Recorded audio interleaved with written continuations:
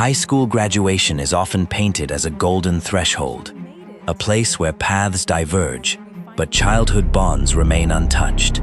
For Sheila and Juliet, that threshold marked a starkly different reality. They had shared secrets, uniform ironing tips, and dreams of the future within the walls of their secondary school. But life after graduation tested them with asymmetrical scales. Juliet passed her entrance exams and headed off to the university, stepping into a world of sprawling lecture halls and intellectual horizons. Sheila, unfortunately, was not as fortunate.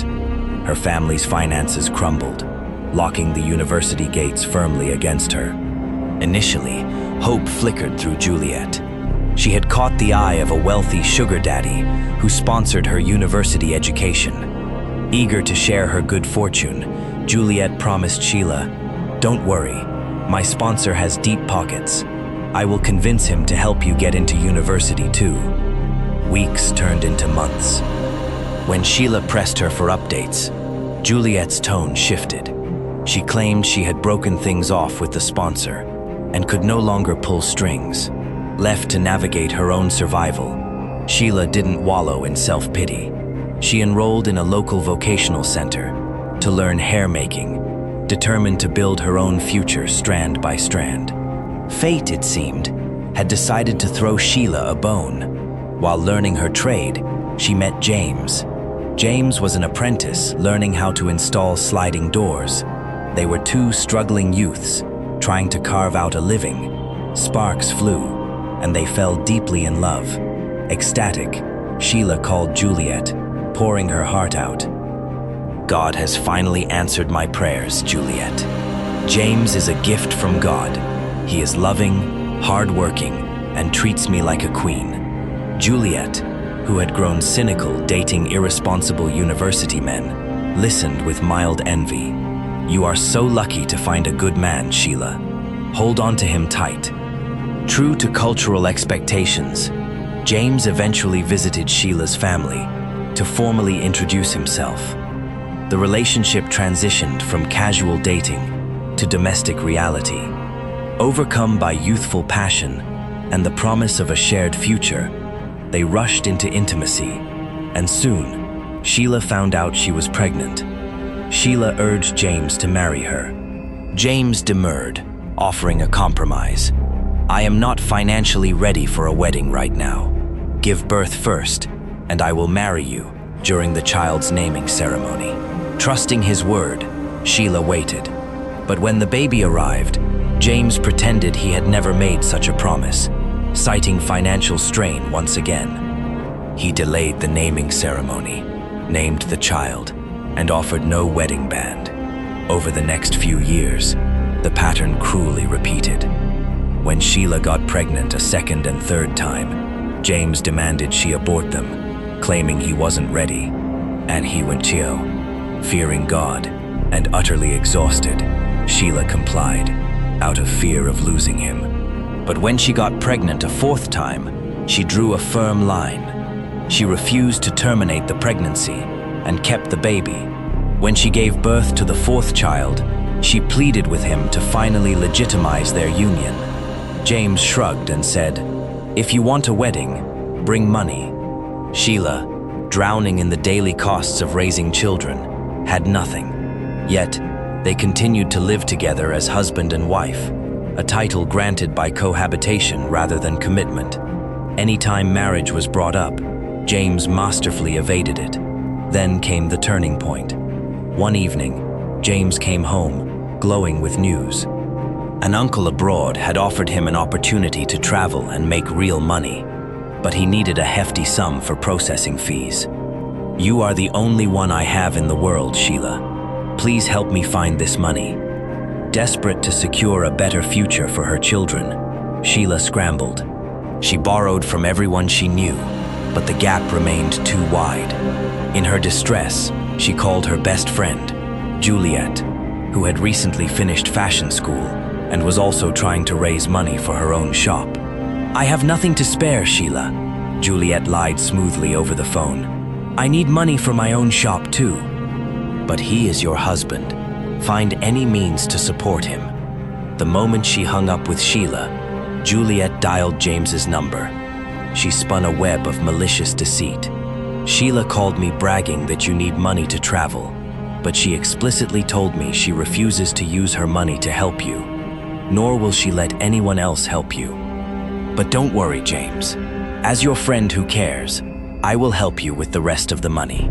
While Juliet starved Sheila of support, she secretly funded James's travel documents through extensive phone chats and late-night messages. Days before James's departure, Sheila confided in Juliet with a pang of vulnerability. I want to escort my husband to the airport on the day of his flight, but I've never been to an airport before. I have this lingering fear. Seizing the golden opportunity for treachery, Juliet discouraged her. Oh, airports are chaotic and confusing. You shouldn't go. Just stay home with the kids. Reluctantly, Sheila agreed she would ride along with James and the 2 children to the airport, but she wouldn't step inside. On the departure day, James, Sheila, and the kids drove to the airport. True to Juliet's psychological sabotage, Sheila stayed in the car with the children, while James went inside. Meanwhile, Juliet was already inside the terminal, waiting. As soon as James walked through the sliding doors, Juliet rushed into his arms, embracing him tightly. Your wife told me she wouldn't come inside to escort you, Juliet purred, masking her betrayal as loyalty. So as a good friend, I decided to meet you here, to wish you well. Work hard out there, James. James, completely blind to the snake in his embrace, thanked her profusely. James flew abroad. Back home, Sheila worked her fingers to the bone-braiding hair just to put food on the table for her children. When she finally called James, begging him to process documents so she and the kids could join him, James brushed her off with a cold excuse. In my family, I must first save enough money to take my brother over before I can ever think of bringing you. Yet, while ignoring his wife's pleas, James spent hours on video calls with Juliet, engaging in late-night intimacy over the phone, something Sheila had always refused to do when asked. Fast forward to a quiet afternoon. Sheila's phone rang. It was Juliet. Sheila, I have wonderful news, Juliet chirped. I found a man, and I am getting married. In fact, the traditional engagement ceremony is happening today. Sheila was stunned. Today? Why hadn't her best friend told her weeks ago so she could prepare to support her? Heart swelling with loyalty despite everything, Sheila asked, "Where is the location?" "I want to come and stand behind my best friend on her big day." Juliet's voice turned frantic and ice cold. "Don't worry yourself at all. The engagement is done already." And she abruptly ended the call. Minutes later, Sheila's phone buzzed again. It was James's cousin. The cousin's voice was heavy with pity. "Sheila, I am calling you as a woman. I feel my cousin James is treating you terribly, and if someone did this to me, my heart would break. You need to know, James is getting married right now. To your best friend, Juliet." The cousin continued, revealing the final betrayal. "James told the family that you two separated because you got angry when he told you he had to bring his brother abroad before you. He said you demanded a split, so my family gave him their blessing to move on." The tears flowed in rivers, hot, bitter, and heavy with the weight of wasted years, stolen sacrifices, and a friendship built on quicksand. For days, Sheila wept, but looking at the innocent faces of her children, looking back at her for survival, something inside her shifted.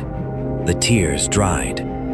She picked herself up, dusted off her dignity, and continued her hairdressing business with a fierce, unbreakable resolve to raise her children alone. Thousands of miles away, Juliet lived out her stolen dream in the USA with James, a man built on deceit, caught by a woman devoid of loyalty. But Sheila learned the hardest, most profound truth life had to offer. Moral lesson: true friendship is rare, and not everyone who smiles in your face is rooting for your harvest. Beware of sharing your intimate vulnerabilities with people whose character has not been tested by time. Furthermore, a relationship built on the foundation of manipulation, abortion of responsibilities, and betrayal will rarely yield a harvest of loyalty. In the end, what is built on deceit will inevitably crumble, but the resilience of a person wronged, who chooses to stand up for their children, will always triumph over wickedness. Even the Bible reminds us to be wise as serpents and gentle as doves. Let's make wisdom our daily guide in everything we do. If you've been enjoying this content and haven't subscribed yet, please hit that subscribe button and give this video a like and help us reach more people.